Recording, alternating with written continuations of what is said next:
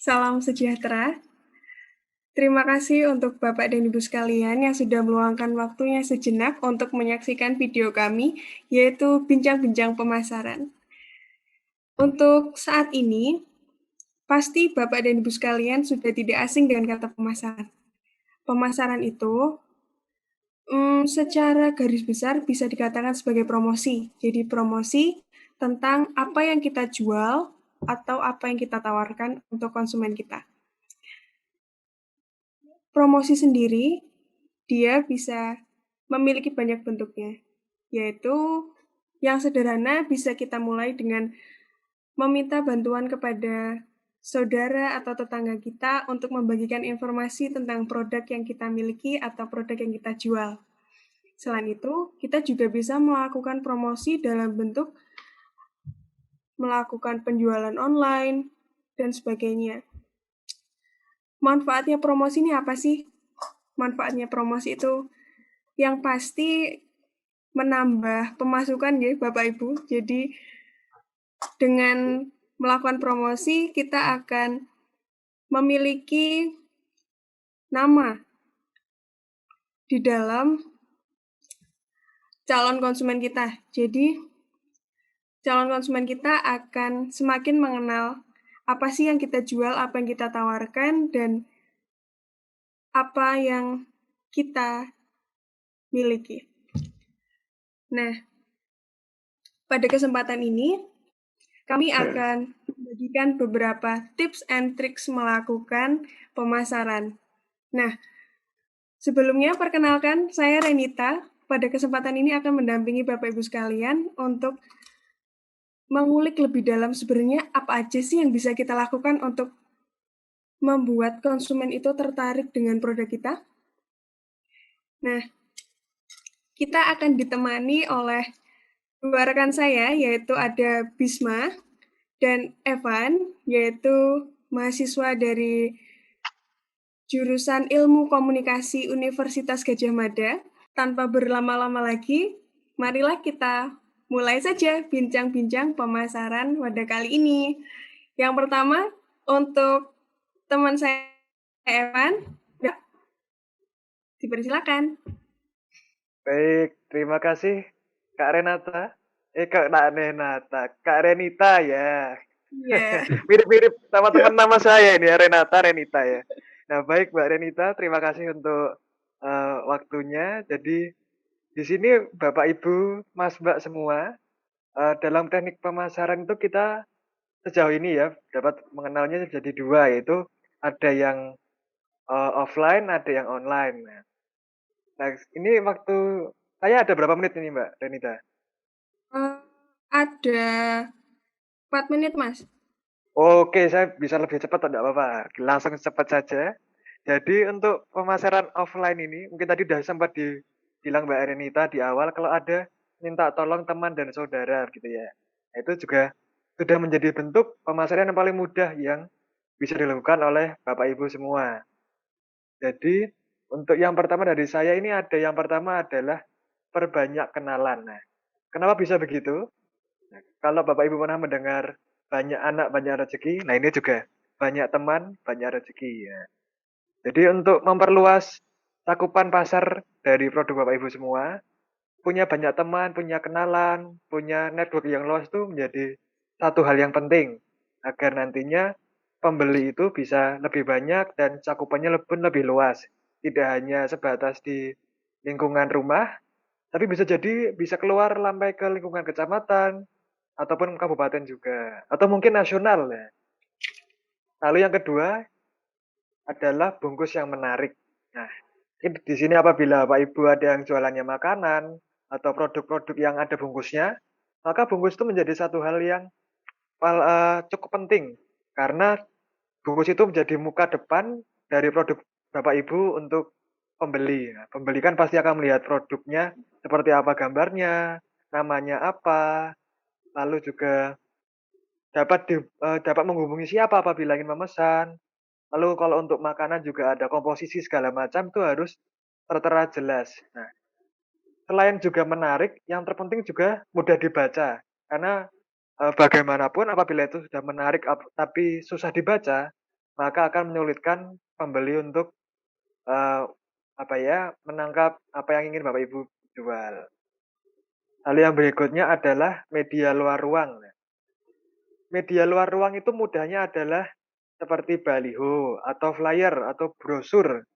Jadi di mana Bapak Ibu sekalian tuh bisa menawarkannya secara di luar gitu ya. Nah, mungkin kalau contoh menariknya Bapak Ibu pernah berhenti di lampu merah begitu?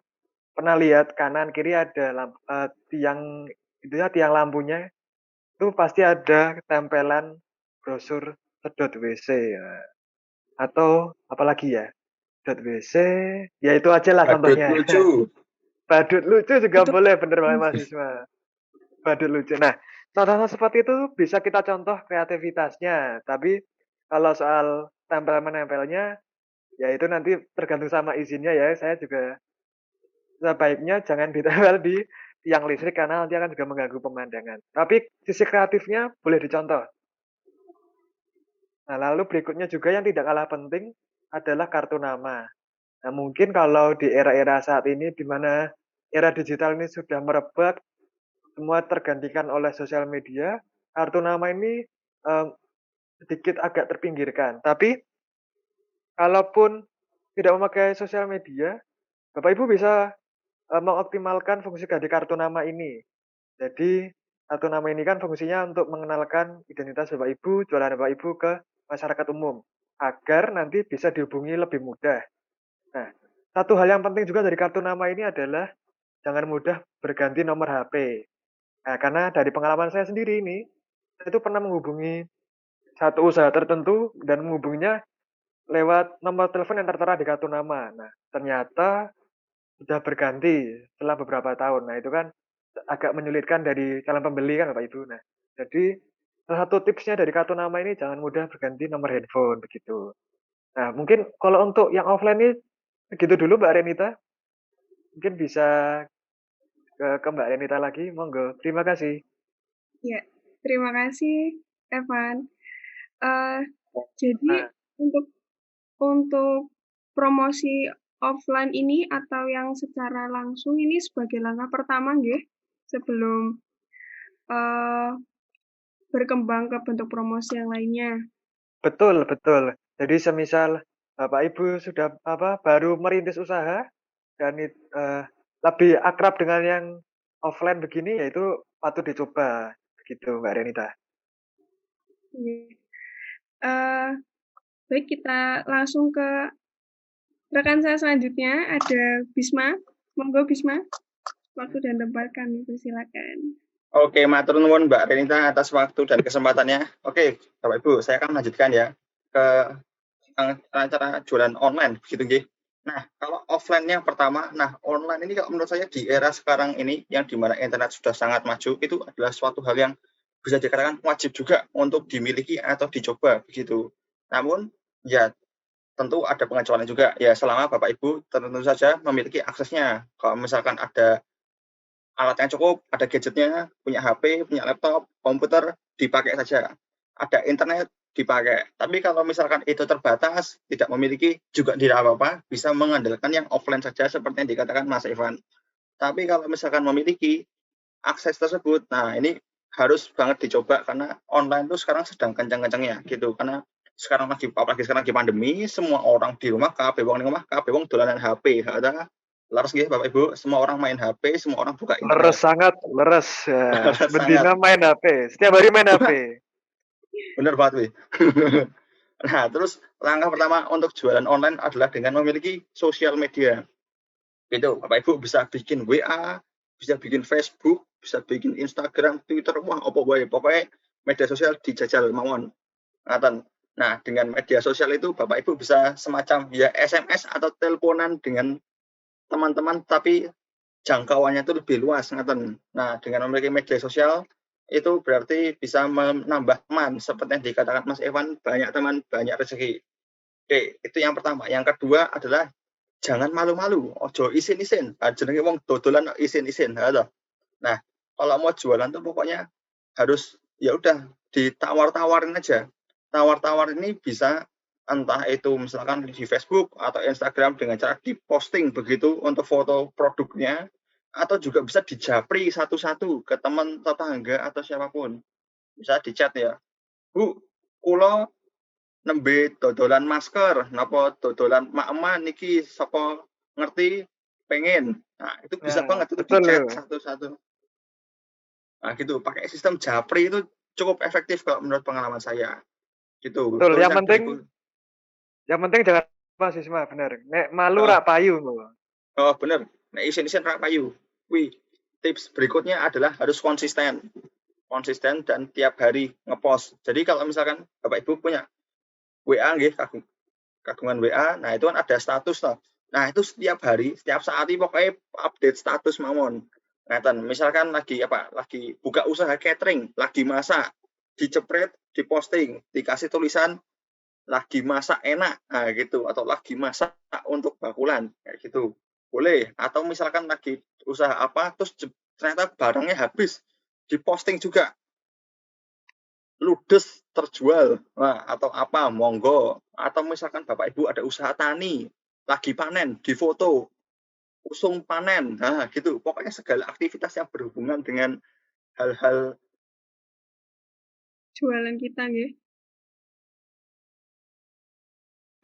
Ya, ngepost sepertinya kan begitu banyak ini. orang tahu. Banyak orang tahu Betul. itu berarti banyak orang pengen beli, pasti ada yang tertarik wis. Mungkin pertama-tama kalau kita nggak sering ngepost ya kan kayak cuma satu dua kan kayak oh baru tahu. Ntar kok semakin lama lagi semakin kayak oh kok ketoke enak ya. Oh Iki semakin lama dodolan oh apa to? oh itu dalam apa tadi bocah ini. Ya kan semakin lama kan semakin pengen tadi ya. Wah itu ntar bisa malah beli. Jadi walaupun yang pertama nggak tahu, dari nggak tahu, penasaran, ntar lama-lama jadi beli ya Pak Ibu. Itu penting konsisten. Itu Harus telaten nggih Mas berarti niku. telaten nggih leres niku, telaten. Bener bener bener. Nah, terus berikutnya berhubungan dengan internet juga bisa banget untuk gabung dengan komunitas-komunitas yang ada di internet. Contohnya kayak grup-grup di Facebook. Nah, kalau misalkan kita kita aja berkelompok kan Bapak Ibu, ada kelompok arisan, kelompok PKK, Karang Taruna. Nah, di internet itu, di Facebook itu juga banyak orang berkelompok, terutama soal dagangan. Misalkan dagang A, ada grupnya, dagang B, ada grupnya, atau komunitas pecinta iwak itu ada grupnya, komunitas pecinta apa itu ada grupnya. Nah, itu bisa banget gabung ke sana. Nah, dengan gabung ke sana itu biasanya banyak info banget yang bisa kita dapatkan. Yang pertama bisa jualan di sana nawarin produk, yang kedua juga bisa dapat info kayak bisa belajar juga. Oh, orang lain tuh jualannya kayak gimana toh? Nah, itu ntar bisa kita tiru. Atau wah, siapa tahu mereka bagi tips tentang hal-hal yang berhubungan dengan jualan Bapak Ibu itu bisa banget untuk dimanfaatkan. Itu pertama tuh gabung komunitas di Facebook, gabung grup di Facebook. Cara gabung grupnya gimana itu sudah ada di booklet kami yang kami kirimkan ke WA juga, itu nanti bisa dibaca saja kalau misalkan nggak tahu bisa tanya ke kami gitu. Lalu berikutnya yang nggak boleh kalah ketinggian adalah join toko online. Sekarang modelannya ada Shopee, Tokopedia, beli es, nopo mawon itu kathah sangat, bisa banget dicoba. Itu banyak banget orang ketemu di situ, banyak orang jualan, banyak orang beli. Itu coro-corone kayak pasar tapi di HP. Nah, kayak gitu. Semua bakul kumpul di sana, semua pembeli kumpul di sana. Jadi ikut aja kumpul di sana biar siapa tahu juga ada orang yang tertarik buat beli. Nah, Nathan, itu aja sekian Pasare dari saya. pasare Gimana, pindah HP, Bro? Mas ya. Pasarnya Pasarnya pindah pindah HP. HP. Wah, bener kuwi. Dodolane pasar digrebek polisi itu saiki pindah HP mawon pasarane. Lagi. Wah, gitu cekap dari saya. Monggo kalau misalkan ada yang mau nanya-nanya. Nggih, terima kasih nggih Bisma. Jadi untuk pemasaran melalui online ini merupakan langkah pengembangan nggih Bapak Ibu, dari yang tadinya sederhana, kita eee, mulai dari bikin produknya kita sendiri, terus kita minta bantuan ke saudara-saudara, ke teman, lalu kita kembangkan untuk bergabung ke internet, menggunakan media internet dan bermacam-macam ya. eee, mungkin ada pertanyaan dulu atau mau ada yang ditambahkan dari Bisma atau Evan? Mungkin mau cerita-cerita dulu pengalamannya, Wah, siapa tahu ya, pernah jualan ini. saya mau cerita. Ya monggo Wah, Mas monggo. Bisma itu cocok itu jalan-jalan gini cocok itu. Hubungan dengan yang tadi ya, yang status WA tadi. Ini sebenarnya bukan pengalaman saya, tapi pengalaman teman saya gitu. Jadi yang dodolan tuh koncoku saya dodolan ngono kae lho. Nggih. Temanku tuh jualan tiap hari mbandino posting wae, update status tentang dodolan, barang udah ready lur gitu, barang ready gitu. Habis itu, wah sold out lur, sold out. Wah, kowe mbandino update ready, sold out, payu opo lah tiap hari di-post taruh dari, dan menurutku itu apa ya, menarik gitu. Dan aku sempat ngobrol-ngobrol sama dia juga, ternyata yang beli juga banyak gitu. Dan yang terpenting kalau jualan online itu juga ramah. Jadi kayak kita jualan ketemu apa ya, jualan biasa tatap muka gini kan, kalau misalkan kita sumeh, mesem itu kan yang beli kan ya seneng toh, pengen beli lagi toh, pengen tuku meneh kan balik meneh toh. Nah, kalau di online itu juga gitu. Misalkan kita dijapri sama orang yang mau beli itu ya balesnya ya yang kayak tak seneng gitu, bisa ditambahkan emoticon senyum-senyum itu bisa dipakai. Nah, itu bisa itu, apa ya, yang penting pelayanan kita ke konsumen itu juga ramah, itu juga menurutku penting sih. Kalau kata temanku gitu tipsnya. Jadi ya kayak orang jualan biasa, orang jualan tatap muka gitu. Tatap muka kita harus mesem semuanya karena di HP kita nggak bisa ketok oleh mesem tuh, kita mesemnya pakai tadi gambar-gambar tadi. Bener. Oh iya Mbak Renita, saya juga pengen nambahin ini.